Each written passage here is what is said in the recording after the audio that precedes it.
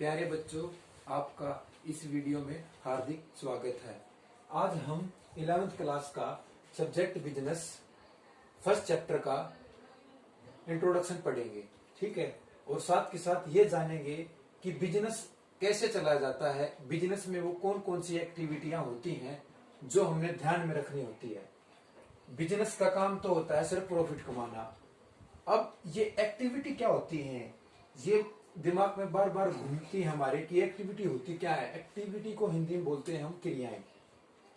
मैंने एक चार्ट बनाया है, जिस चार्ट से हम वो सारी एक्टिविटी जानेंगे जो बिजनेस के अंतर्गत, हर एक बिजनेस के अंतर्गत होती हैं।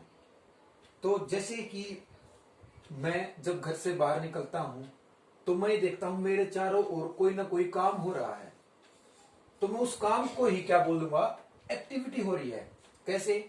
जैसे कि मैं घर से निकला तो सबसे पहले मैं किसी दुकान पे गया, तो दुकान पे क्या हो रहा है, एक व्यक्ति बैठ के सामान को क्या कर रहा है, बेच रहा है। तो some people are busy in buying and selling things, कि कुछ लोग वस्तुओं को बेचने और खरीदने में व्यस्त हैं। ये एक एक्टिविटी है, ठीक है। फिर क्या, एक खेत, फिर थोड़ी देर चलने के बाद फिर मुझे एक खेत दिखाई दिया, तो खेत में क्या है, some people are doing work, तो कुछ लोग खेत में काम कर रहे हैं। कुछ दूर चला तो मुझे दिखाई दिया शॉप की दुकान, यानी साइकिल की दुकान, तो कुछ लोग क्या कर रहे हैं, साइकिल की दुकान पर काम कर रहे हैं। फिर थोड़ी दूर चलने के बाद एक फैक्ट्री नजर आई, तो फैक्ट्री में some people are surviving of factory, कुछ लोग फैक्ट्री में काम कर रहे हैं। तो ये मैं चारों ओर नजर घुमा के जो देखता हूं वो सारी ही एक्टिविटी हमारी कहलाती है। अब एक्टिविटी भी हो सकता है, ह्यूमन एक्टिविटी कौन सी है, तो ह्यूमन एक्टिविटी चलते हैं हम। तो ह्यूमन एक्टिविटी भी हमारी दो प्रकार से हो सकती हैं, इकोनॉमिक एक्टिविटी और non economic activity. Economic activity वे एक्टिविटी होती हैं जिनका रिलेशन ओनली मनी से होता है। किससे होता है? मनी से। Business, profession, employment. अब इसमें नॉन इकोनॉमिक एक्टिविटी होती हैं जिनका मनी से रिलेशन नहीं होता, जैसे कि सर्वाइविंग द कंट्री, देश सेवा, कि मैं अपने देश के लिए पूरी जिंदगी सेवा करूंगा, धर्म प्रचार, या फिर कोई अपने धर्म के लिए पूरी जिंदगी निकाल देगा प्रचार करने में, वो पैसे की डिमांड नहीं करेगा। तो ये जो सारा चार्ट था, इसमें हमने क्या पढ़ा है कि एक्टिविटी वो कौन कौन सी होती हैं और ह्यूमन एक्टिविटी कौन कौन सी होती हैं। एक बार फिर से देख लेते हैं। एक्टिविटी वे एक्टिविटी होती हैं जो हमारे चारों ओर हमारे चारों ओर किसी भी डायरेक्शन में काम के थ्रू हमें दिखाई देती हैं, चाहे वो काम किसी प्रकार का क्यों ना हो, चाहे वो सब्जी बेचने वाले का काम हो, चाहे वो किराने का दुकान हो, चाहे वो नाई की दुकान हो, चाहे वो पार्लर की दुकान हो, किसी प्रकार का काम हो, वो सारा एक एक्टिविटी होता है। अब हम बिजनेस पे चलते हैं। बिजनेस जब हम स्टार्ट करेंगे तो हम बिजनेस के जो बिजनेस हमने स्टार्ट किया, मान लो कि हमने मार्कर का बिजनेस स्टार्ट किया, तो मार्कर के लिए हमने सबसे पहले ये देखना पड़ेगा कि कौन सी हमने जगह इसके लिए अच्छी है। फिर जगह के लिए हमने सब इसके लिए मटेरियल खरीदना होगा, उसके बाद हमने इन्वायरमेंट देखना होगा, फिर वर्करों को बुलाना होगा। ये सारे के सारे काम हमारी एक्टिविटी के अंतर्गत आते हैं। अब हमने इकोनॉमिक एक्टिविटी और नॉन इकोनॉमिक एक्टिविटी के बारे में पढ़ा था। अब हमारी किताब में क्या क्या लिख रखा है, इकोनॉमिक एक्टिविटी कौन कौन सी हैं और नॉन इकोनॉमिक एक्टिविटी कौन कौन सी, यानी आर्थिक क्रियाएं और अनार्थिक क्रियाएं। इकोनॉमिक एक्टिविटी में सबसे पहला हमारा बिजनेस, प्रोफेशन और एम्प्लॉयमेंट। बिजनेस क्या होता है, हमने बिजनेस का एक चार्ट देखा था कि जिसमें एक साइकिल वाला पंचर लगा रहा है, एक दुकान वाला सामान बेच रहा है, एक फैक्ट्री में काम हो रहा है। तो इसमें सबसे पहला पॉइंट है बाय और सेलिंग का, यानी खरीदना और बेचना बिजनेस का पार्ट है। उद्योग भी बिजनेस का पार्ट है। अगर इंश्योरेंस, अगर कोई मटेरियल खराब हो जाए या गुड्स खराब हो जाए तो उसका इंश्योरेंस कराना भी बिजनेस का पार्ट है। ट्रांसपोर्ट भी बिजनेस का पार्ट है और एडवर्टाइजमेंट भी बिजनेस का पार्ट है। इन सभी से जो भी इनकम प्राप्त होगी वो सारी की सारी हमारी क्या है, बिजनेस है, व्यवसाय है। इसके बाद है हमारा प्रोफेशन तो एक स्पेशल नॉलेज, पर्टिकुलर नॉलेज एक पर्सन को होनी जरूरी है, वो हमारा प्रोफेशन होता है। जैसे कि क्या वकालत करे हर व्यक्ति मिल जाएगा? नहीं, कोई स्पेशल व्यक्ति ही होगा जिसको अपनी वकालत का कोर्स करके वो वकील बना होगा। उसके बाद मेडिकल, क्या हर व्यक्ति डॉक्टर है? नहीं, किसी ने मेडिकल का कोर्स किया होगा तो वो ही व्यक्ति डॉक्टर बन पाएगा। इसी तरह चार्टर्ड अकाउंट, क्या हर व्यक्ति अकाउंटेंट बना हुआ है? नहीं, जिस व्यक्ति ने सीए किया है वो हमारा क्या है, चार्टर्ड अकाउंटेंट मिलेगा। तो प्रोफेशन का मतलब यह है कि एक ऐसा व्यक्ति जिसको एक पर्टिकुलर या स्पेशल नॉलेज ऑल फील्ड से होती है, वो अपने काम में बिल्कुल परफेक्ट होता है, वो होता है हमारा प्रोफेशन। एम्प्लॉयमेंट क्या होता है? एम्प्लॉयमेंट जैसे कि अब हमारे कोई बिजनेस स्टार्ट किया तो बिजनेस में हमें मैनेजर की जरूरत पड़ेगी। क्यों जरूरत पड़ी? क्योंकि बिजनेस जिसने स्टार्ट किया था उसको मैनेजिंग करना ना आता हो तो वो अपने एम्प्लॉय के नाम पर क्या करेगा, एक मैनेजर अपॉइंटेड कर सकता है। इसी तरह सुपरवाइजर, अगर मैनेजर को सिर्फ एक चार्ट बनाना कि किस तरह एक्टिविटी करानी वो आता हो तो क्या होगा, वह एक सुपरवाइजर को अपॉइंटेड करेगा। क्यों? सुपरवाइजर ये देख रेख करेगा कि कितने वर्कर काम कर रहे हैं, कितने नहीं कर रहे, कितनी मशीनें ठीक हैं, कितनी नहीं है। उसके बाद फिर एम्प्लॉयमेंट में आएगा वर्कर, जिन वर्करों को देख रहा है उनको सैलरी मिल रही है या नहीं है, ये सारा हमारा एम्प्लॉयमेंट में है। अब ये बिजनेस का पार्ट क्यों है एक्टिविटी? क्योंकि मैनेजर को भी तो पैसे मिलेंगे, सुपरवाइजर को भी पैसे मिलेंगे और वर्कर को भी। लो वकालत कर रहा है उसको भी अपनी फीस मिलेगी, डॉक्टर को भी अपनी फीस मिलेगी, चार्टर्ड अकाउंट को भी। ये सारा का सारा पैसे से है, क्योंकि इकोनॉमिक एक्टिविटी हमारी रिलेटेड टू मनी होती है। नॉन इकोनॉमिक एक्टिविटी हम पढ़ चुके हैं जिसमें कोई भी पैसे का संबंध ना हो। अब हम आगे जाके बिजनेस मीनिंग, बिजनेस मीनिंग क्या है, अब जो हमें आगे अपनी कॉपियों में हमें पेपरों में लिखना है वो तो एक नॉर्मल में बताया गया कि बिजनेस का मतलब हुआ कि प्रॉफिट कमाना, लेकिन उसके एक मॉडिफाई यानी स्पेसिफिक लैंग्वेज में कैसे लिखना है, all of the activity include in the production and sale of goods और सर्विस में be classified as business activity, कि वे सारी वस्तुएं और सेवाएं जिनका उत्पादन और विक्रय करना होता है उनको हम व्यवसायिक क्रियाएं बोलते हैं। अब व्यवसायिक क्रियाएं यानी बिजनेस एक्टिविटी जो हमारी हमने पीछे पढ़ी थी कि जो साइकिल वाला साइकिल का काम कर रहा है, फैक्ट्री में काम चल रहा है, दुकान वाला काम कर रहा है, वो सारा काम प्रॉफिट के लिए हो रहा था, लेकिन उनमें सारा क्या, sales of goods and service, कोई वस्तुएं बेच रहा है तो कोई सेवा दे रहा है। ये सारी की सारी बातें बिजनेस के मीनिंग में हमारी आती हैं। अब बिजनेस के मीनिंग में कैरेक्टरिस्टिक्स क्या क्या है इसकी, यानी इसकी विशेषताएं क्या क्या हो सकती हैं बिजनेस की। बिजनेस की विशेषताएं जानने के लिए सबसे पहले अगर मीनिंग क्लियर है तो मीनिंग से ही हम अपनी उसकी विशेषताएं देख सकते हैं। तो सबसे पहला पॉइंट है इकोनॉमिक एक्टिविटी। इकोनॉमिक एक्टिविटी वह एक्टिविटी है जिनका रिलेशन सिर्फ किससे होता है, related to money, related to money से होता है, रिलेटेड टू मनी। अब हम नेक्स्ट पॉइंट पर चलते हैं, exchange of goods and service, वस्तुओं एवं सेवाओं का हस्तांतरण। अब एक बात बताओ, अगर आप घर के लिए कोई सामान ला रहे हो तो वो हमारा बिजनेस नहीं कहलाएगा।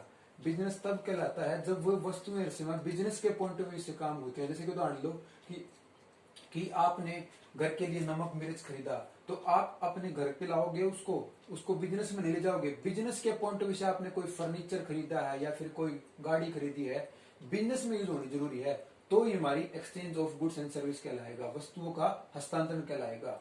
इसके बाद है रेगुलरिटी ऑफ डीलिंग, कि जो हम बिजनेस में हमारे भी रेगुलरिटी मतलब निरंतरता जरूरी है। नहीं, ये नहीं है कि एक एग्जांपल के तहत हम समझाते हैं, जैसे कि एक व्यक्ति ने एक स्कूटर खरीद लिया, कुछ दिन बाद उसको बेच दिया, ये बिजनेस नहीं है। बिजनेस कंटिन्यू चलना जरूरी है लगातार, चाहे उसमें प्रॉफिट हो चाहे उसमें लॉस हो। उसके बाद लाभ का उद्देश्य ये बताने की जरूरत नहीं है, कोई भी काम करेंगे तो प्रॉफिट के मोटिव से करेंगे। इसके बाद है एलिमेंट ऑफ रिस्क।